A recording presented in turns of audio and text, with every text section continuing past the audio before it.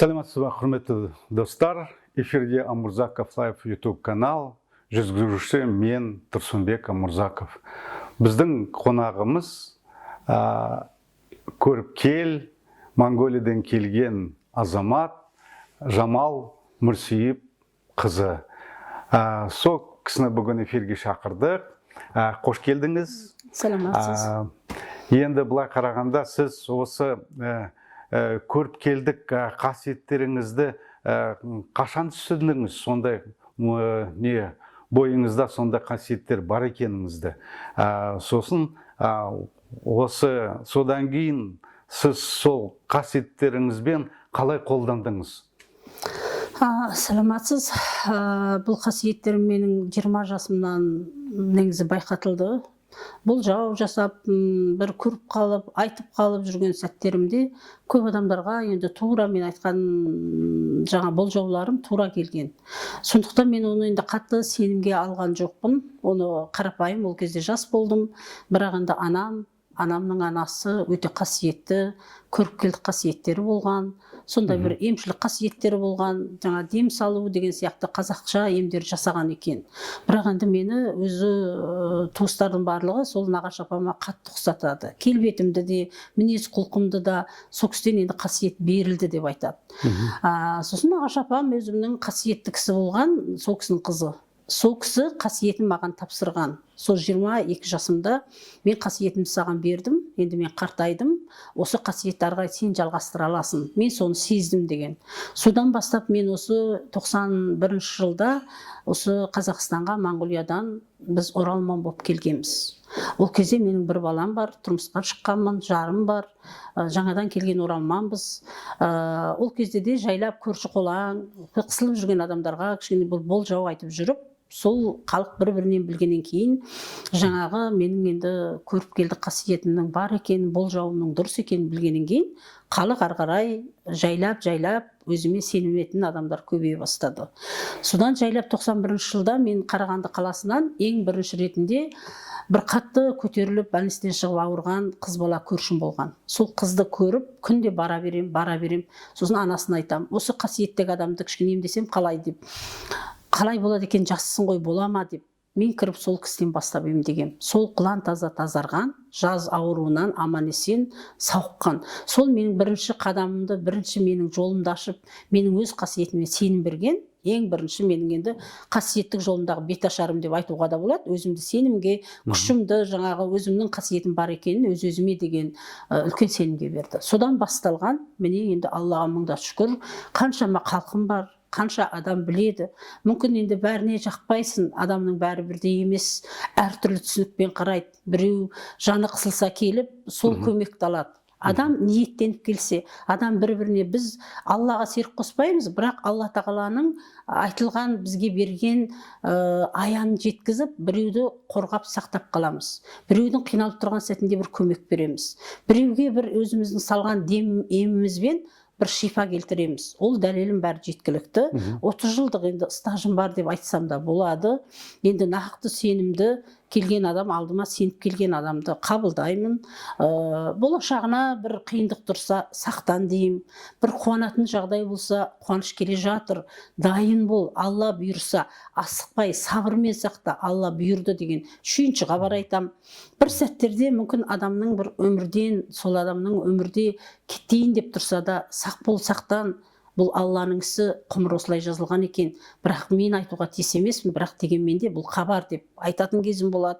Енді оның бәрі дәлелденген, енді көріп отқан халқым, мені көріп осы жағдайлардың бәрін көрген адамдар болса, осы хабарды енді дәлелі бар.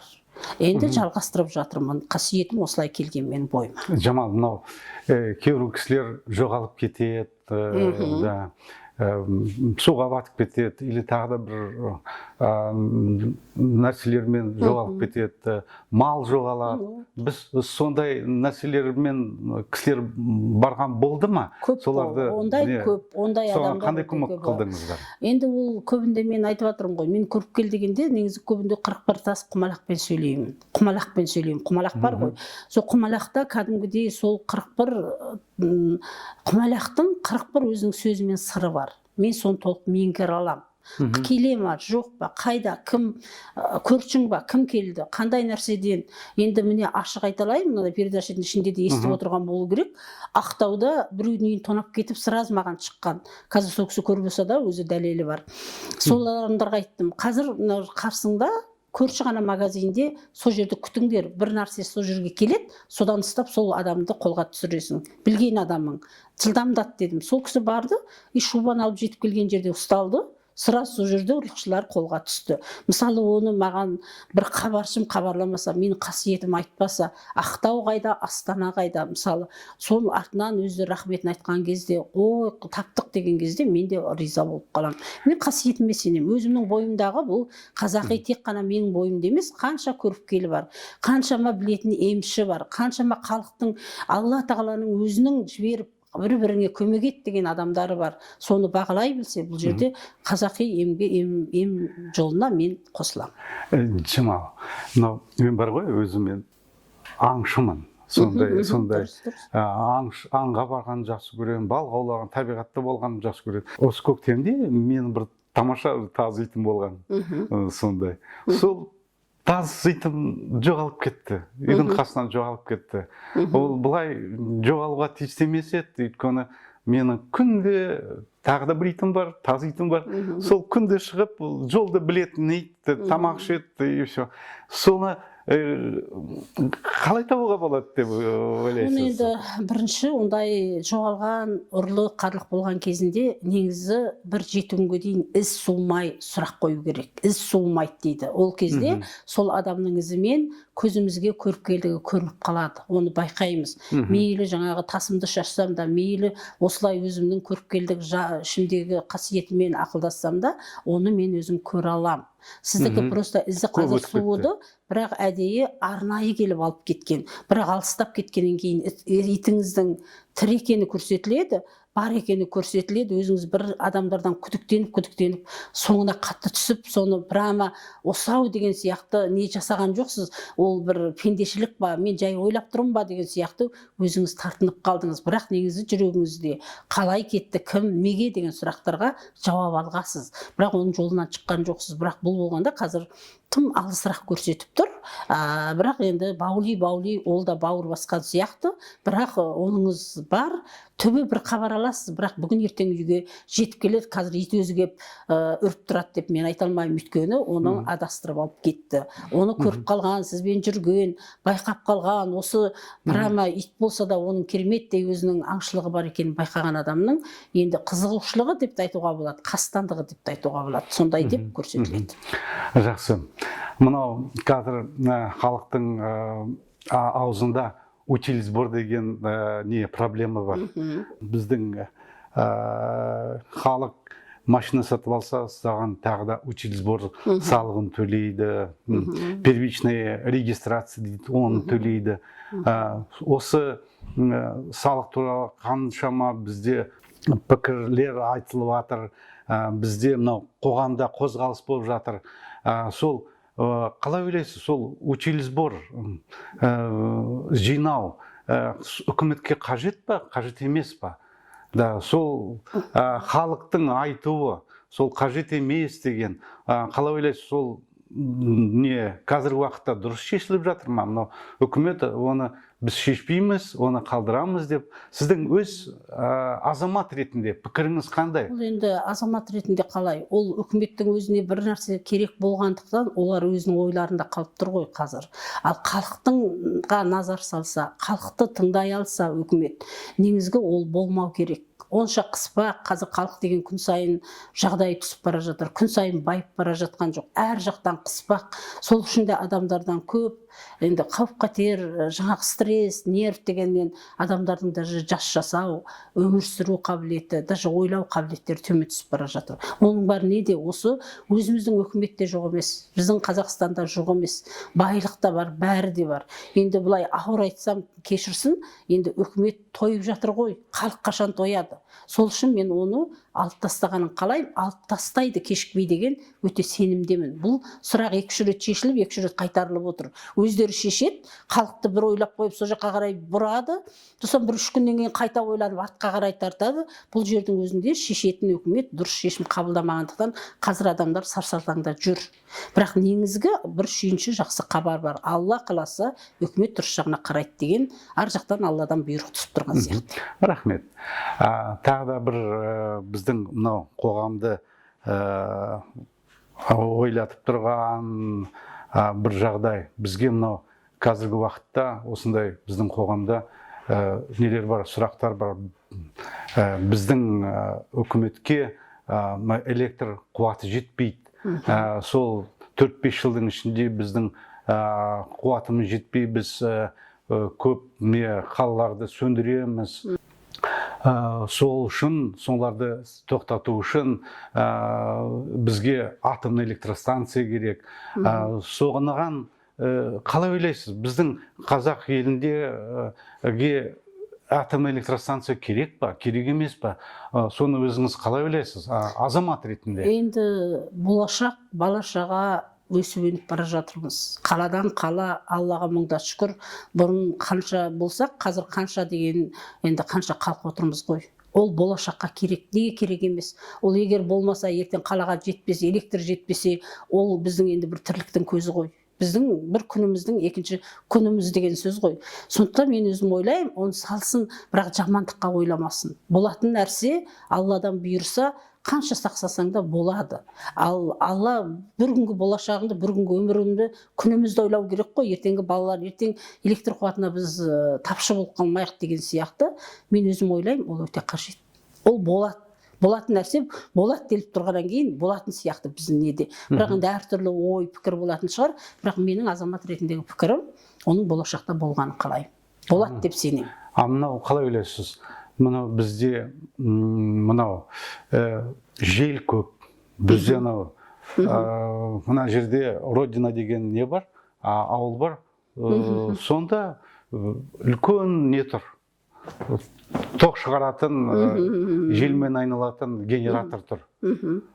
И сол генератордың тоғы сол ауылға былай жетіп жатыр. Сол әрбір ауылға сондай бір генератордан қойса, ешқандай атомный генераторда керек емес деп ойлаймын. Ол заманға сай. Егер де ондайға жетіп, ондай дәрежеге жетіп, қазір ондай дәлелдер болып жатса, енді онда қайткенде ой, атом станциясы бізге қажет деп, немесе атом станциясы ертең атылып кетейін деп тұр деп алдын ала жаман ойлаудан да, қандай жағынан біздің халқымызға тиімді болатын жағын үкімет шешіп, сол жаққа қарай бейімделіп, адал қызмет жасасақ, бізде байлықта тұр, бізде қорғанышта тұр. Мұсылман елдің ішіндегі ең жақсы Алла тағаланың назар беріп тұрған біздің ел, біздің мемлекет деп ойлаймын. Талай нәрсе болып жатыр. Бізде қараймыз, бізде болжаймыз, аман тұрайық дейміз. Бізде елім жерім деп келгеннен кейін болашақ біздің жасағанымыз енді жақсы болсын, жаман болсын өттік қой.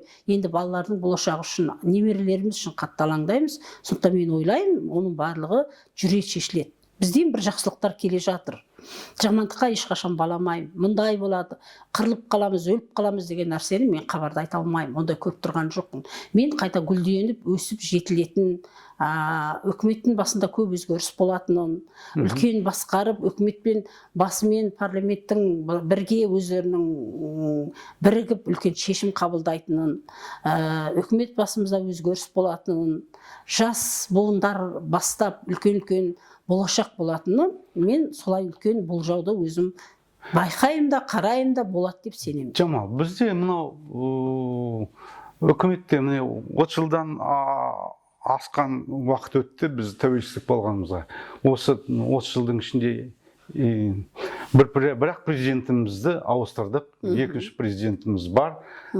Сол сияқылды бізге мынандай демократия елдер сияқылды бізге мына президенттер 4 жыл ма, 8 жыл ма ауыстырылатын заң керек па? Бізде сондай заң бар, ауыстырылу керек. Бірақ біз ауыстыра алмаймыз. Қалай ойлайсыз? Осы келесі президент, үшінші президентіміз қашан келеді, қашан бізде мынау өзгерістер болады деп санайсыз? Немесе осы президент, мына екінші президентіміз орында қала ма? Жоқ, ол кісі орында қалады деп те айта алмаймын. Бұл кісі өзі де қалайтын сияқты. Бізге әрбір 4 жылда, 5 жылда бір президентіміз ауысып отырса, жаңа жаңалықтар болып, халқымыздың көзқарасы да, үкіметтің де, басы да барлық көзқарасы өзгерер еді.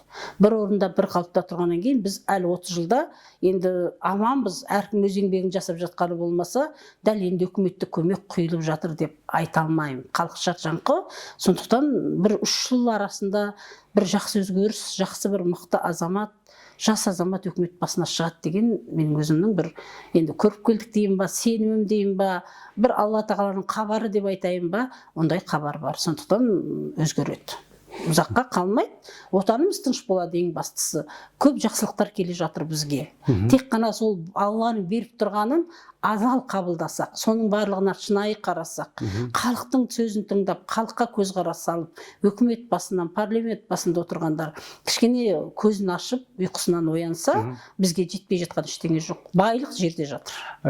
Жамал, міне қазіргі уақытта Россия мен Украинаның арасында соғыс болып жатыр.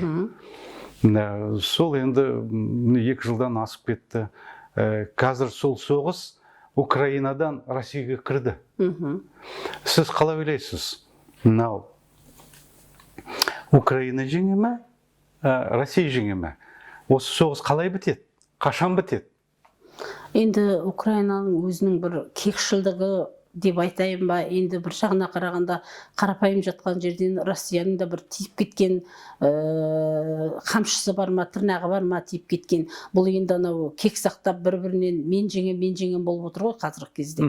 Бірақ енді Россияның несі басымырақ түсіп тұрған сияқты. Украин бәрібір ақырайын алып келіп, бір келісімге келетін сияқты болып. Бір келісім ортақ бар деп ойлаймын. Оның өзі де көп алыс уақыт емес шығар. Бұлар уже 3 жылға дейінгі созылған кәдімгідей бір кектескен дүние ғой. Бұл жерде енді бәрібір қалай ішкі құпиясын біз енді үкімет құпиясын түсіне алмаймыз. Бірақ дей тұрғанмен де бұл жақын арада бұл шешім келеді. Бұл басқа жаққа тарамайды. Ешқандай бізге зияны келмейді. Біз өзі бір сақтаулы, бір ортада бір Алла сақтасын деп қана бір тілегіміз тілеп, мұсылмандық дұғамызды дұға қылып, бәріміз мешітке бейімделіп, дегенмен де халықтың, қарапайым халықтың ниеті өте жақсы, өте таза. Қанша халық мысалы тілек тілеп, осы тілегін Алла қабыл етіп отыр. Сондықтан енді мен өзімнің азаматша ретінде, осы Қазақстанның бір азаматшы ретінде айтатыным, шіркін үкімет басынан бастап отырған адамдардың халықтың зарын, назын түсініп, халыққа бір көз салса деймін. Осы халқым шаршап кетсе, ары қарай не болатынына тоже бір сұрақ бар. Мынау бізде ОДКБ деген қоғам бар. Россия, Беларусь, мынау СНГ елдерінің қоғамы бар. Осы анау қаңтар уақытында орыстар біздің Алматыға келді ғой. Қырғыздың, армяндардың әскерлері. Олар ОДКБ деген, сіз енді саясаттан алыс болсаңыз да, мен сізге көріпкел ретінде ғана айтып отырмын. Бұлай, қазіргі уақытта мынау Россияның жеріне Украина кірді. Мынау Курск жағынан 1000 километр жерін алып, сол қайтадан соғыс Украинадан Россияға түсті. Осы біз ОДКБ-ның мүшесіміз. Бізге біз соғысқа қатысамыз ба? Соның мүшесі ретінде. Немесе біз соғысқа қатынаспаймыз ба? Соған қандай болжам бересіз? Оған енді қазірде прямо енді біздің жаққа қарай сұрақ белгі түсіп тұрған жоқ қой. Енді мүшесі болған үшін деп енді ниет қылып барып кіріп кетпесе, дәл қазір біздің елде соғысқа қатысу немесе бір соғыс сондай жағдай күтіп тұр деп айта алмаймын. Енді әртүрлі саясат, әртүрлі пікірлері бар шығар. Енді ол сақтансаң сақтаймын деген қорқыныш болуы мүмкін шығар. Бірақ енді дәл менің өзімнің көріпкелдік қасиетіммен қарағанда ондай нәрсені көріп тұрған жоқпын. Қатынаспауға тиістіміз. Қатынаспауға тиіссің. Енді негізгі өз елім аман болсын деген сияқты біз өзімізді өзіміз қорғап, әйтеуір бір жолдан шығып кететін сияқтымыз. Сондықтан мен оны дәл соғыс күтеді деп айтпаймын.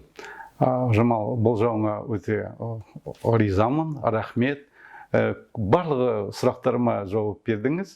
Ойлаймын, біздің мынау көрермендерді сізге әлі сұрақтарын береді деп.